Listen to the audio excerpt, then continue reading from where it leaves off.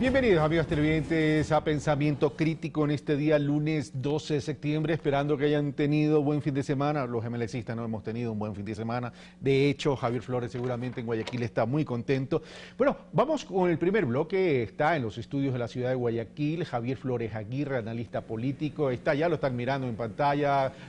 Sonrisa de oreja a oreja por el triunfo de su Barcelona en la punta, etcétera, etcétera. Bueno, punteros. Punteros, sí, está bien, está bien, está bien. Dicen que los últimos serán los primeros, no es el caso de Emelec, está en la mitad de la tabla, a pocos puntos, pero bueno, ya vamos, tranquilo Javier, tranquilo.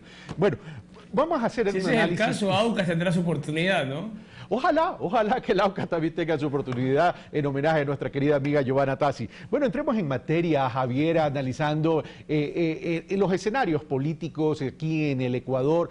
Llama la atención los discursos de los precandidatos, y digo precandidatos, aunque ya sabemos más o menos quiénes van a ser, todavía no están oficializados y la campaña todavía no es oficial, porque todavía no está la convocatoria del CNE, pero llama la atención los discursos de los candidatos en el sentido de que daría la impresión que es una estrategia política no profundizar en temas y en torno a ese discurso estamos hablando de alianzas de extremos ideológicos. Esto es una estrategia política de querer lavar los pasados, de querer eliminar esa memoria histórica de las distintas ideologías, o estamos hablando simplemente de que la política se ha transformado en algo superficial en los discursos sustentados en un marketing político. Javier Flores.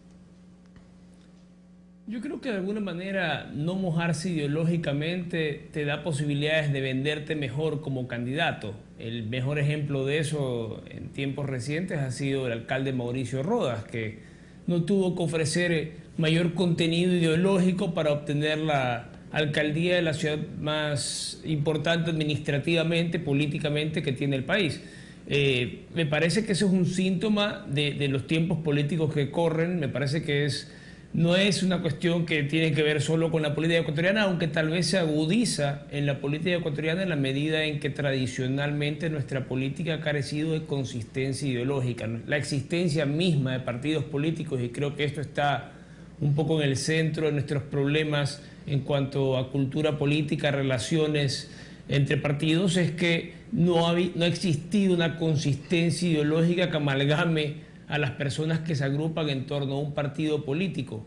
Ayer estaba en una charla en la cual se comentaba una novela sobre Velasco Ibarra, y el autor de la novela, que era Raúl Vallejo, mencionaba que en los tiempos de la gloriosa se había pasado del lema de todo el poder a los soviets, que era una forma pues revolucionaria, un lema revolucionario de la Rusia soviética, a todo el poder a Velasco. Y eso es un poco un resumen de nuestro caudillismo político. En vez de una organización política de masas, y que en este caso pues dejemos de lado la idea de los soviets y trasladémonos al concepto de partido político, pues en Ecuador lo que hemos tenido tradicionalmente es démosle todo el poder a puntos suspensivos. En su momento fue Velasco en la gloriosa en 1944, y al día de hoy pues ha sido Correa en los últimos años y será algún otro más adelante, porque nuestros partidos políticos, y eso está en el centro de su falta de consistencia ideológica, de ideología de fondo, de discusión ideológica, debate ideológico en la opinión pública, son básicamente estructuras que entronizan a un caudillo en el centro, y sobre él gira la actividad de esa agrupación. Pero mi querido Javier, eso significaría entonces que la política de hoy en relación a la de Velasco sigue siendo más o menos la misma, y se estaría alejando de aquello que hasta hace poco se discutía, la necesidad de construir una ciudadanía empoderada en sujetos políticos con una gran participación ciudadana en la construcción y en el fortalecimiento democrático de las naciones. Entonces, ¿de qué estamos hablando? ¿Estamos hablando de proyectos políticos sustentados en ideología, o estamos realmente hablando de un caudillo o de caudillos en el país a efectos de que lleve su plan político personal, su proyecto político personal? Bueno, yo creo que tradicionalmente hemos hablado de caudillos en el país, y basta ver cómo se organizan las instituciones políticas por excelencia, que son los partidos, ¿no? Uno identifica un líder y sobre él esa estructura es la que todo toma decisiones, esa estructura en función de ese líder. Así funciona Alianza País con Correa, así funciona Madera de Guerrero con Nebot, así funciona el nuevo partido de Alvarito, que será lo que Alvarito quiera que sea. O sea, en ese sentido, los partidos políticos son estructuras que están allí para favorecer, para entronizar, para darle forma a los deseos de un caudillo. Tradicionalmente ha sido así. Ese es un grave problema en países que tienen partidos políticos sólidos. Pensemos en el caso, por ejemplo, de Uruguay o en el caso de Chile. Son países que tienen una institucionalidad distinta y que, por ejemplo, pueden desarrollar, como en el caso de Uruguay, políticas públicas muy de avanzada, y que, a pesar de que haya bastante polémica en torno a ellas, la consistencia de tener una ideología que las sustente las hace posibles en ese escenario. Mientras que acá, como tenemos una idea muy de no molestar a las ideas que los líderes políticos o caudillos políticos tengan, y prefieren no mojarse, y eso iba a la primera pregunta que tú hiciste, esta nueva política en la cual no se moja una opinión precisamente para que el candidato mantenga intactas esas opiniones. Eso es una forma, una estrategia para poder mantenerse en el escenario sin generar mayores polémicas y mantener sus posibilidades abiertas, incluso en negociación, porque esta es una etapa todavía, como tú señalabas, preliminar en materia política. No estamos todavía en campaña electoral, no se han decidido todavía los candidatos siquiera, aun cuando se avisoran algunos de una forma bastante evidente, pero todavía están moviéndose las frutas en el escenario político y falta tiempo para que haya ya una consolidación total y se pueda hacer un pronóstico más. Pero cuando se dan este tipo de cosas, es decir, estamos hablando que no se mojan ideológicamente y estamos hablando de siempre que tradicionalmente en el Ecuador lo que se fortalece es al caudillo que llega o que tenga posibilidades de llegar a la presidencia de la República. Pero también nos ha pasado, y en la misma línea de pensamiento tuya, Javier, también nos ha pasado que cuando se llegan al gobierno hay distintas facciones, que el gobierno se fragmenta en visiones distintas, unos más alineados hacia el centro de la derecha, otros más alineados hacia el centro de la izquierda, y entonces pasamos con problemas de visión para poder apuntalar un modelo, para poder apuntalar un proyecto, que incluso en algunas ocasiones se establece ingobernabilidad casa adentro. Javier. Claro, pero es precisamente por la falta de la consistencia ideológica de los partidos que se genera ese tipo de rencillas internas, de desangres internos. Alianza País podría convertirse tranquilamente en un nuevo peronismo con distintas tendencias cohabitando dentro de un mismo membrete y con alguna de ellas ganando la partida en algún momento determinado. En algunos casos serán personas más radicales, en otras más aliadas al empresariado, en fin, ese tipo de rencillas internas existen, no solo en Alianza País, existió tradicionalmente en los partidos políticos, pero obviamente en los partidos en los cuales la consistencia ideológica es menor, en general los partidos ecuatorianos son de esa naturaleza, eso se puede acentuar y puede generar lo que se ha producido tradicionalmente en la política ecuatoriana, partidos políticos de corta duración, usualmente asociados al ciclo de un líder en el poder. En algunas ocasiones eso se ha mantenido. El Partido Social Cristiano, por ejemplo, es un partido que funciona desde los años 50 y ha mantenido distintos liderazgos. Uno puede identificar un periodo serrano, un periodo costeño. Hay partidos que tienen esa naturaleza, otros partidos están íntimamente asociados a la figura de su líder. Los partidos de Álvaro Noboa, cualquiera que sea su denominación, están íntimamente asociados y vivirán el tiempo que viva el líder en la lid política.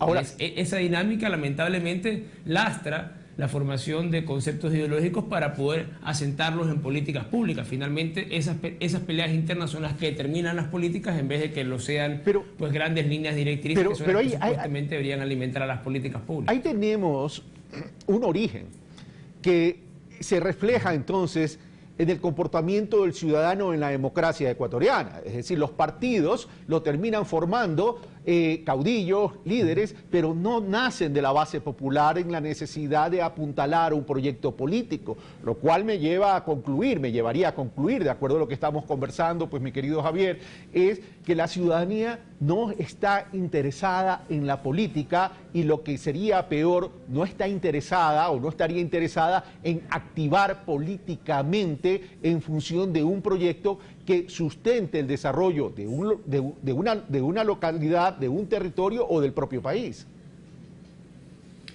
Yo creo que tradicionalmente votantes en general no les interesa la política. De hecho, el voto es obligatorio para interesarlos a la fuerza. Yo creo que además en un país que tradicionalmente ha tenido escasa inversión en educación, sería un milagro pensar que la gente estuviera interesada en una actividad que usualmente ha estado desempeñado por pícaros, por bribones, por gente de la cual se sabe que en su momento ha estado en malos pasos, por así decirlo. Entonces, realmente una actividad muy desprestigiada que en su momento la rama más representativa de esta actividad, que vendría a ser la Asamblea Nacional, llegó a tener el 3% de confianza de la población, pues te habla a las claras de una sociedad que no estaba pues interesada en la política como una actividad para intervenir y para compartir opiniones, sino más bien verla de lejos y no interesarse en ella. Creo que era y sigue siendo en muy buena medida la forma en la cual el ecuatoriano se relaciona con la actividad política, mirándola de soslayo y mirándola con mucho cuidado, además, creo yo. Pero ese comportamiento... ese comportamiento que estamos mencionando y que estamos conversando, sobre el que estamos conversando, Javier, ¿es un común denominador en Latinoamérica o hay elementos diferenciadores con otros países en términos del comportamiento ciudadano en relación a la política?